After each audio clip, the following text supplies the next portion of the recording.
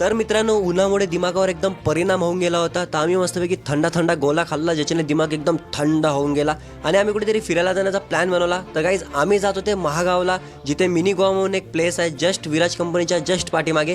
आणि ह्या पहाडाला तुम्ही मागच्या व्लॉगमध्ये बघितला असाल, पण तो व्लॉग आता यूट्यूबवर नाही आहे, त्यामुळे सॉरी गाईज.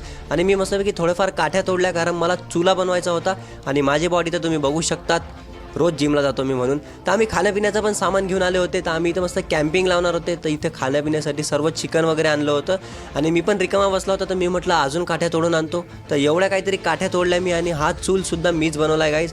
तर हा आहे तो तलाव जो मिनी गोवा म्हणून ओळखला जातो.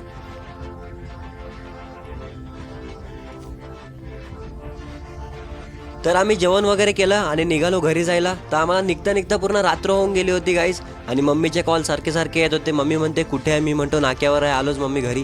तर मम्मी आता हा व्लॉग बघेन तेव्हा मला बरोबर सांगणार आहे की मी कुठे होता ते. तर काय तुम्हाला व्हिडिओ आवडला असेल तर लाईक, शेअर आणि सबस्क्राईब करा. तिथपर्यंत मी पुढच्या व्हिडिओमध्ये भेटतो, जर जिवंत राहिला तर, मम्मीकडून.